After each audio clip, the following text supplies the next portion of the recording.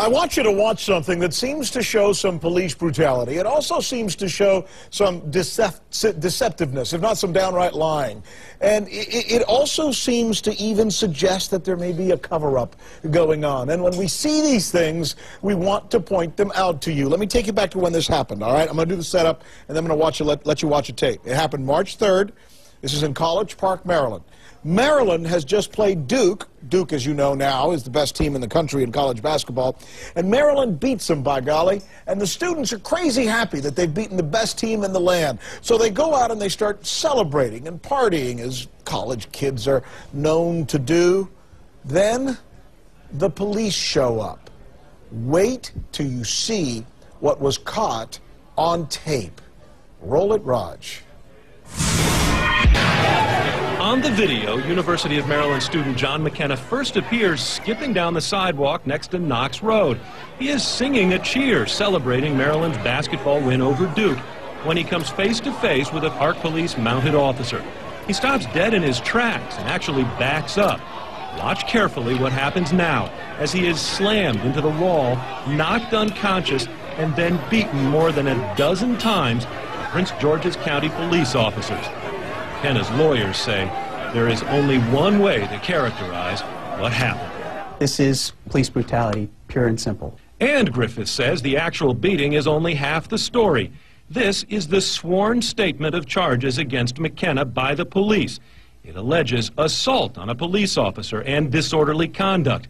It claims that McKenna, quote, struck those officers and their horses, causing minor injuries, and that McKenna was, quote, kicked by the horses and sustained minor injuries. Clearly the charging document is a lie.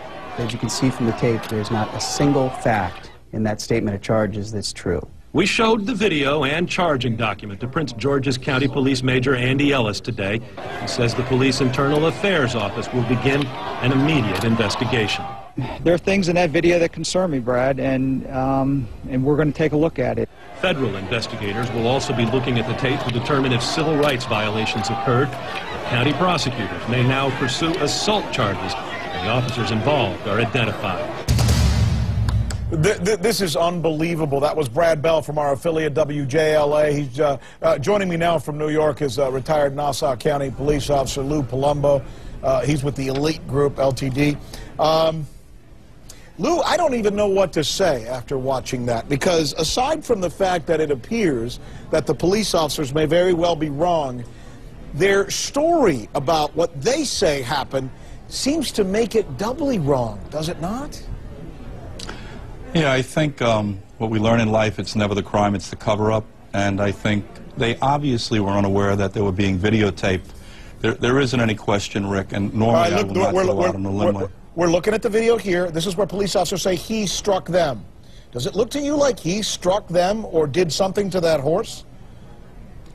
Rick, I'm going to surmise this whole thing for you, that you're going to see arrests of these police officers, criminal prosecutions, lawsuits, and you may have the FBI involved in investigating this under what we would call color of authority. There is nothing in that young man's actions that should have precipitated this type of encounter with this law enforcement agency.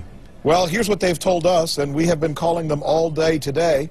They have released a statement now essentially saying that, in fact, they will drop the charges against this young man, and that at least one officer has been suspended, and that 2 others will possibly be suspended. When we asked if charges are going to be filed, they said no, we're only looking at suspensions at this point. When we asked if they would be suspended with pay or without pay, they said with pay. I don't know about you, but I think people listening to what I just said would be appalled. Well, what they're doing here, Rick, is that they're taking a bad situation and making it worse, because just as you and I are reviewing this tape, so is the FBI. That's all I'm going to say to you. And one of the things you cannot do is lie during an investigation, and they've already started to do that. So you're going to see basically these officers terminated, criminally charged, the parents of this poor young man suing this police department, and you know, it's just a black eye and an embarrassment to law enforcement, because this is an anomaly, fortunately. But Lou, you're a cop. You've got experience with this. When are they going to learn? Why is it taking so long? People right now watching this tape, I guarantee you, are wanting these guys to be in jail, and yet they're not even naming the names of the police officers. They said there's one suspended, 2 others maybe, and they're not quite sure who they are. You know they know who they are. Rick, all I'm going to tell you is that at times the wheels of justice turn slow, but they turn. And I will tell you flat out and unequivocally, you're going to see loss of employment. You may see the removal of the head of this agency. You have to understand the condition that exists in all walks of life, whether it's journalism, law enforcement, Wall Street. The fish stinks from the head down. Whatever is tolerated by the chief administrator of this law enforcement agency is going to basically translate to his employment. And there's nothing that you can say that explains what went on here. And as we already have identified, they've started the cover-up by, how would you say, dissemination of inaccurate or untruthful information. And I'm embarrassed, having been a former law enforcement agent, to have to look at a tape like this. Seldom do you see this, fortunately. Wow, strong words coming from you. Listen, my thanks to you for your candor, and I should let you know, Lou, and maybe we'll get back in touch with you later. I know the president's going to be speaking, so we've got a lot of stuff to get on the show. But one of the spokespersons, perhaps an officer from this department, that's Prince George's County, is going to be joining us here at the top of the 4 o'clock show, so in about 40 minutes or so. We'll see what he says, and I might want to get back to you on this. You going to be available? Absolutely. All right. If nothing else, maybe we'll just get you on the horn. Thanks a lot, Lou. We appreciate your time.